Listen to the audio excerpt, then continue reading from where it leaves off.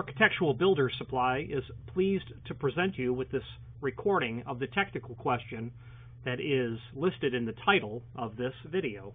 This call may be monitored and recorded for quality assurance.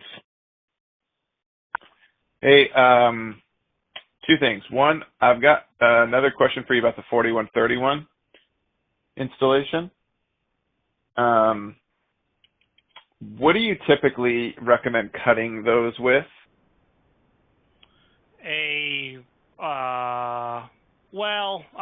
You're not going to hit anything in there that's not aluminum. So, if you have to cut them in the field, I would probably be using a miter box saw with a 60, 70, 80 tooth count, circular saw blade. Okay. Yeah, for some reason, I think that's normally what my guys do. I had to do an install yesterday, and I bought Home Depot had specifically an aluminum cutting blade, but it only had 57 teeth on it. I don't know why that was considered an aluminum blade, but it is. That was Looks the same wrong as thing to any use other for this, in my opinion, because that's just they're not carbide, they're just really fine teeth, right? And that's really intended for cutting sheet metal. So you think even just like a general purpose blade, as long as it's got carbide and like 60, 70 teeth? Lots of teeth and absolutely carbide. Absolutely. That'd be the smoothest way to cut that. I'm just making myself a note here.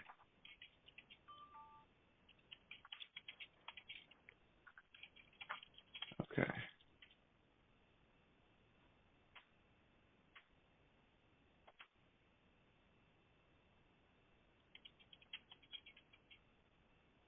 Okay. So maybe that was the issue, but when I cut it, the grooves, the C-shaped screw holes at the end that are supposed to receive the screws to put the faceplate in? Yes, those tiny little extrusion features, yes. Yeah. I don't know if that's just a bad design or if it's a user error on my part, but maybe it was the blade I was using because it just caused so much, aluminum gunk to fuse sort of at the end there where I cut everything. It took me a while to rasp everything out. And I got an awl, and I got all the gunk out of those C-shaped holes, which I thought would then allow me to actually screw into it. But it was, I think at that point it was just too messed with and it wouldn't accept the screw. I ended up just pinching the end of the drop bar to hold the seal in place, and I just left that faceplate off. I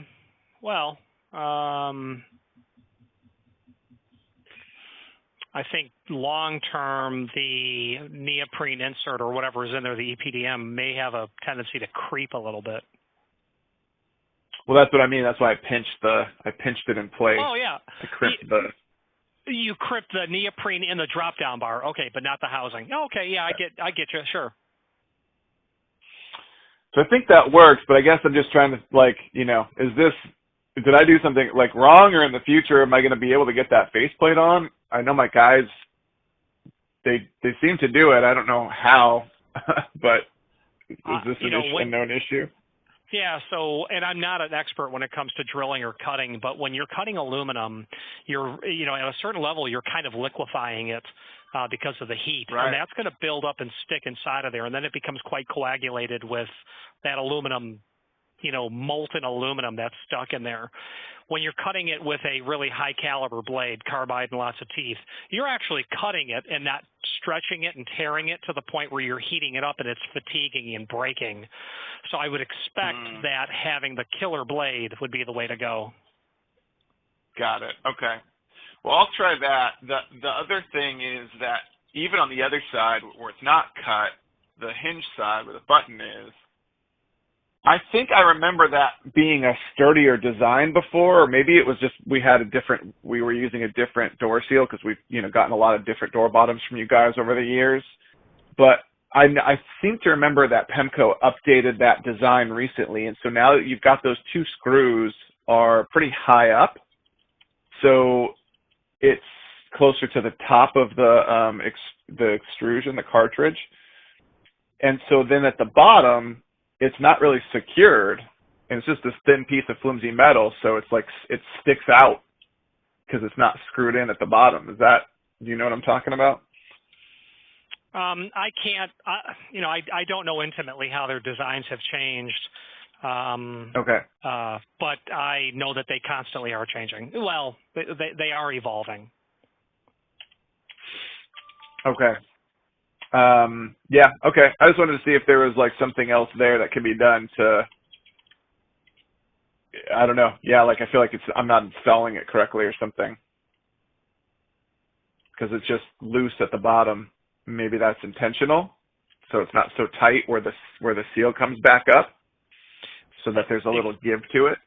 It is, and it has to be that way so that the drop bar actually moves, so that it breathes inside of there. Okay. Well, I guess that's it for my questions. The other thing I wanted to bring up to you was I was looking online to get some more information, and I came across this video on YouTube, and it was a conversation that you had about the 4131 installation. I was like, oh, wow, this is perfect. This is exactly what I need, is just some details. And I was listening to it, and about 5 minutes in, I realized that it was me. And it was a conversation. So I send that to internal people for training purposes. That must be listed as public. Well, I guess if nobody knows your name, someone's going to say, man, I'm really glad that those two talk. You know what? I honestly, at first, I was like, well, that's kind of weird. I definitely don't remember giving permission for that, but I don't care. I'm not a private person at all, and I really don't care. And honestly, it was super helpful to go back and hear the same conversation that I had. I was like, oh, yeah, that's right. I remembered that. So I'm happy if you want to leave it up. Go for it. That would be cool because I know that someone would benefit from that in the future. It's just one less tech support call to take, right? For both of us. Yeah.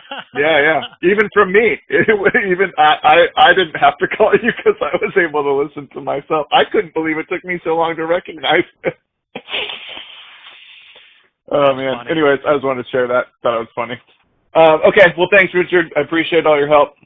Thank you for calling, sir. All right. Take care. Bye-bye. Architectural Builders Supply hopes you have enjoyed this program. Again, thank you for watching, and if you've enjoyed this video, please click thumbs up. Please subscribe and maybe even send the video to someone that you know. Thank you.